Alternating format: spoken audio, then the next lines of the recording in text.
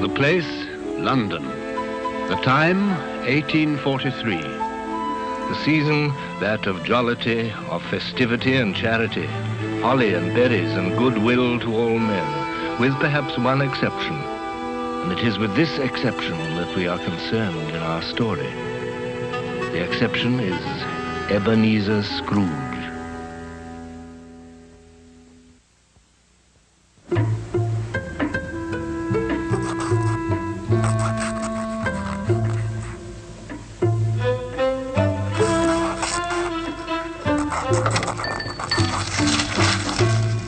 A Merry Christmas, Uncle. God save you.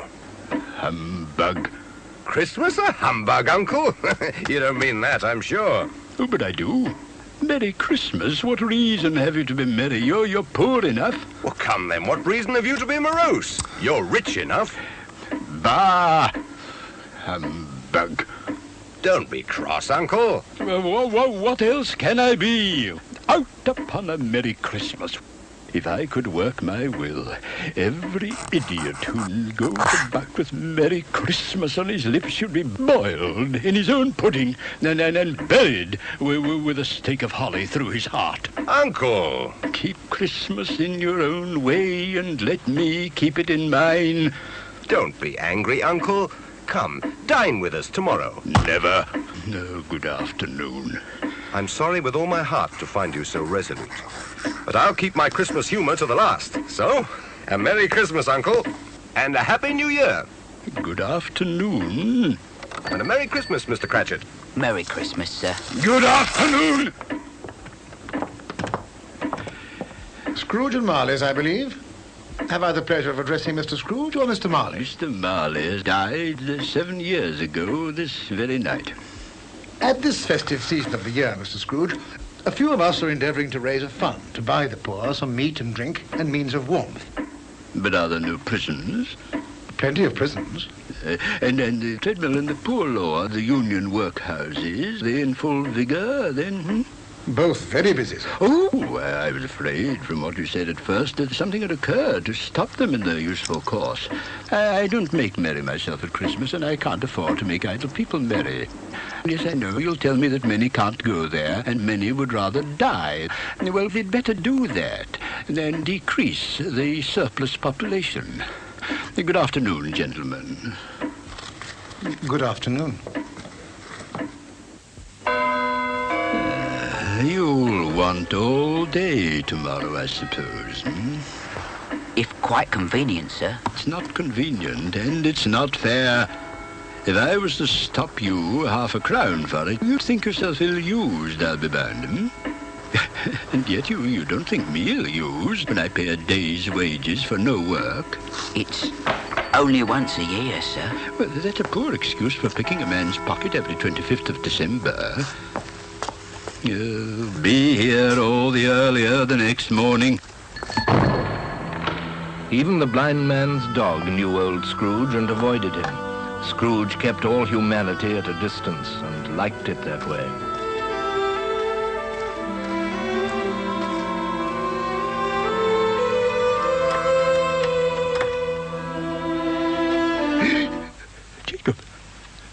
Jacob Marley.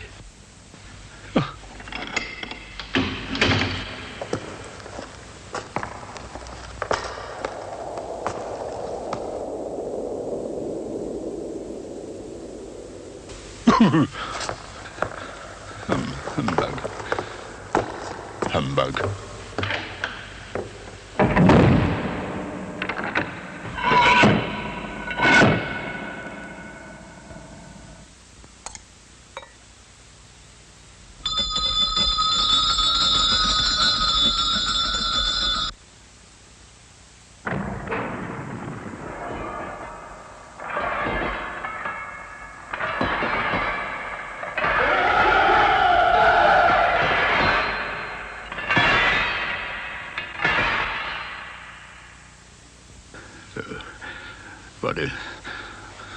What do you want with me? March, you don't believe in me.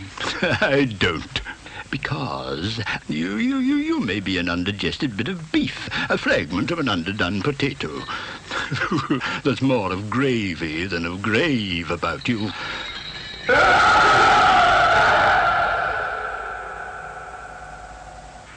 I wear the chain I forged in life. I made it link by link and yard by yard. I girded it on of my own free will, and of my own free will I wore it. Now, you were always a good man of business, Jacob. Business! Mankind was my business. Why did I walk through crowds of fellow beings with my eyes turned down, and never raise them to that blessed star which led the wise men to a poor abode? Hear me. I will. I am here tonight to warn you that you have yet a chance of escaping my fate. Ebenezer, you will be haunted by 3 spirits. Expect the first tomorrow when the bell tolls 1. Expect the second on the next night at the same hour. The third upon the next night when the last stroke of 12 has ceased to vibrate. The air was filled with moaning phantoms. Their misery was plainly that they had lost the power to interfere for good in human matters.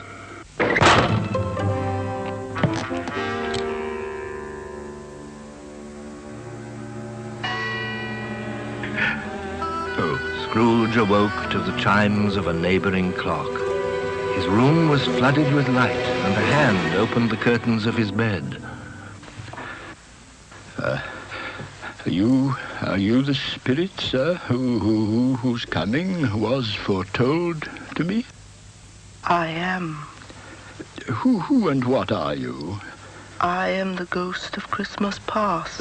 Long past? No, your past. What brings you here? Your welfare. Rise and walk with me. Good heavens. I was a boy here. Your lip is trembling. What? And what is that upon your cheek? Nothing. Nothing?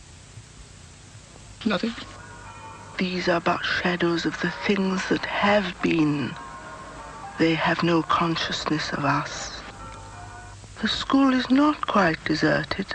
A solitary child, neglected by his friends, is left there still.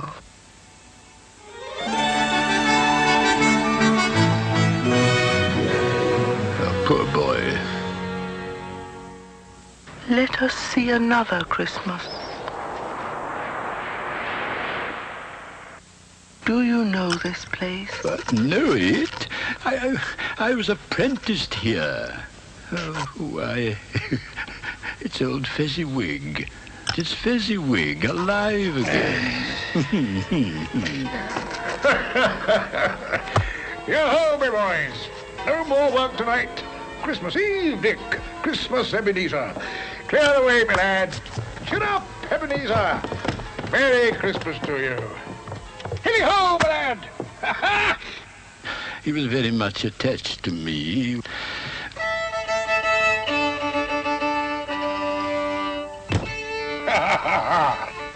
Welcome, everybody. Merry Christmas to you all.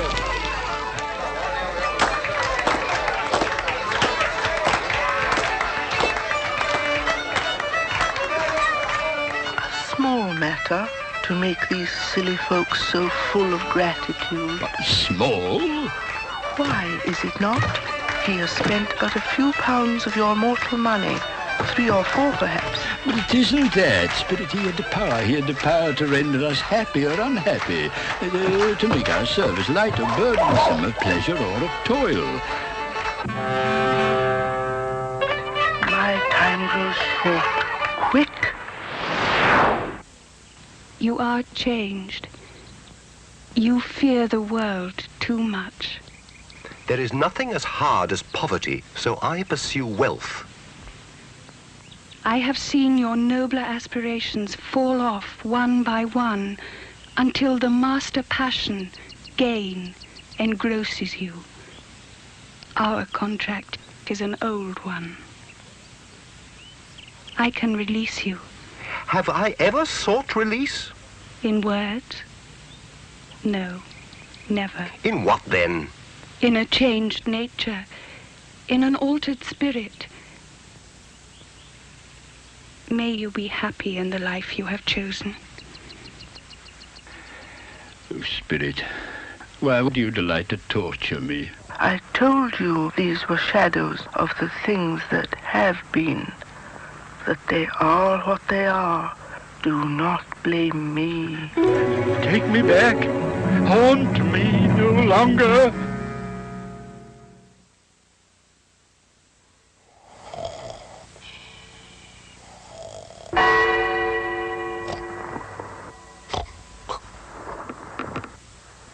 Enter, Ebenezer Scrooge. Come in and know me better, man. I am the ghost of Christmas present. You have never seen the like of me before. Spirit, conduct me where you will. If you have aught to teach me, well, let me profit by it. Touch my robe.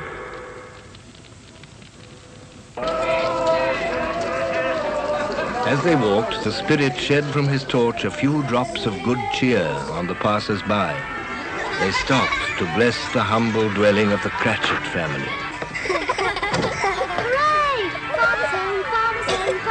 And how did little Tim behave?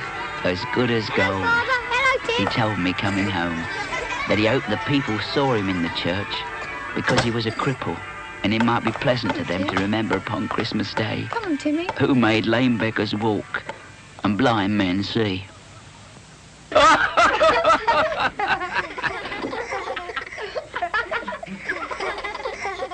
The little boy is lost in the snow. The little boy's lost in the snow. Are they? A Merry Christmas to us all, my dears. God bless us. God bless us, everyone. God bless us. God blesses everyone. Spirit, tell me if Tiny Tim will live.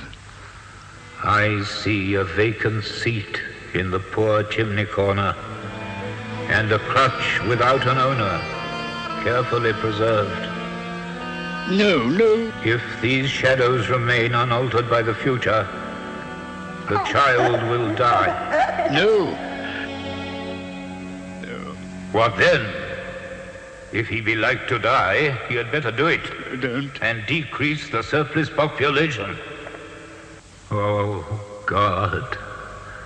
To hear the insect on the leaf pronouncing on the too much life among his hungry brothers in the dust. What place is this? A place where miners live, who labor in the bowels of the earth. But they know me. See? God bless you, very gentlemen. Let nothing you dismay. Remember Christ our Savior was born on Christmas Day to save us souls from Satan.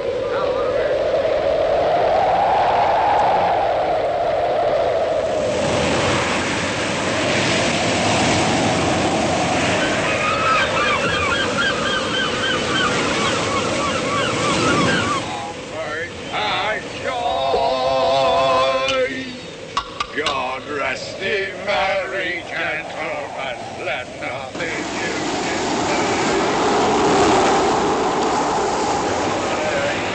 Was born on Christmas night to save us all from Satan's path when we have gone astray.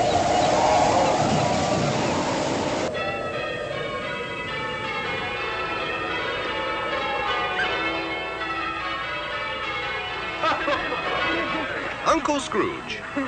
He's given us plenty of merriment, I'm sure. And it would be ungrateful not to drink his health.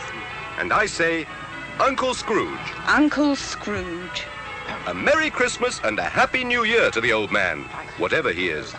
He wouldn't take it from me, but may he have it nevertheless. My life upon this globe is very brief. It ends tonight at midnight.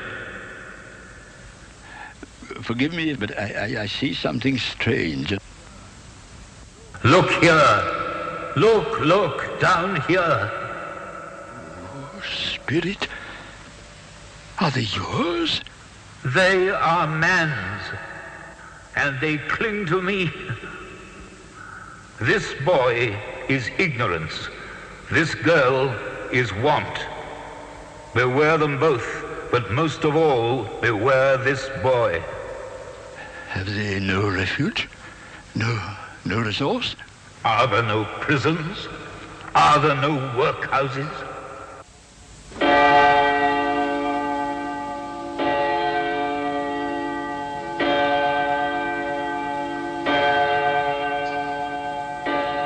am in the presence of the ghost of Christmas yet to come.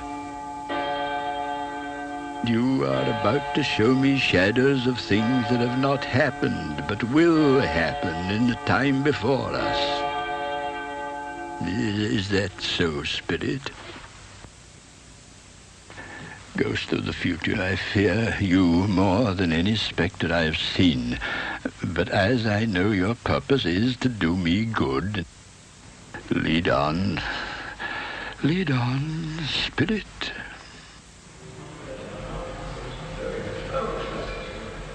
Old Scratch has got his own at last, I hear. Why, what was the matter with him? God knows.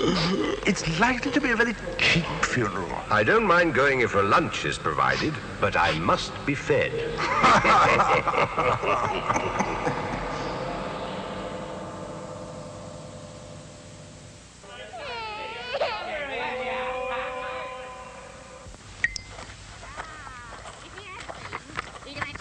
To look after him when he was struck with death. Come into the parlour. Come into the parlour. Come into the parlour. Come on. Open that bundle, old Joe. What have we got here? What is anything there for? His blankets. Bed curtains. You don't mean to say you took them down, rings and all, with him lying there? Yes, I do. If he wanted to keep him after he was dead, why wasn't he natural in his lifetime? It's a judgment on him. Spirit, I see. Yet I do see. Oh, God, merciful heaven, what is this? Spirit, this is a fearful place. In leaving it, I'll not leave its lesson. Let us go. I understand you, and I would do it if I could, but I have not the power. Spirit, I have not the power. Let me see some tenderness connected with the death. My little child. My little child.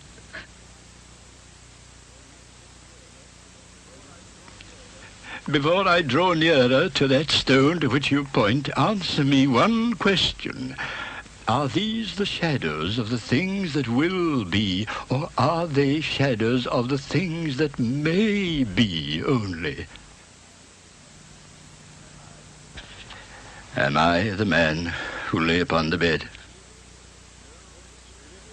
No, Spirit. No.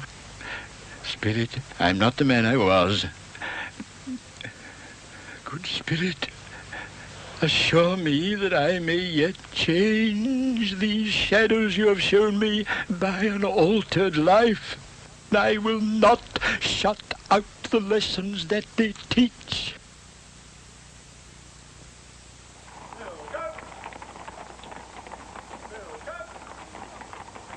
They're not torn down. Look, rings and all. Yes, I will live in the past, the present, and the future. Oh, Jacob Marley, heaven and the Christmas time be praised for this. I just don't know what to do.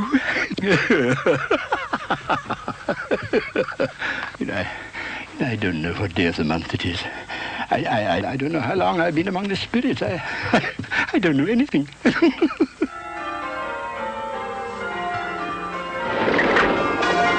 Hello, hello.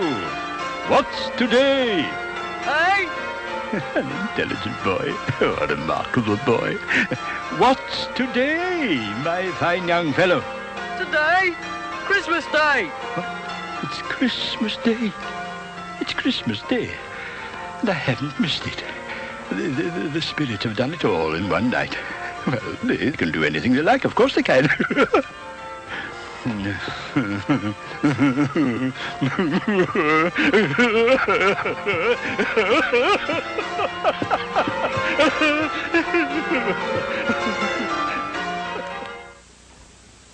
I scarcely ever looked at it before, but it's a wonderful knocker. I'll send it to Bob Cratchit's, and he shan't know who sends it. My dear sir, how do you do? A Merry Christmas to you, sir. Mr. Scrooge? Yes. Well, allow me to ask your pardon. Will you come and see me? I will. I will. Oh, thank you. Oh, bless you. Is your master at home? Yes, sir.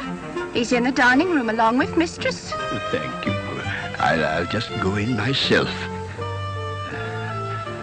Fred. Well, bless my soul. Come in, Uncle. Come in, Uncle.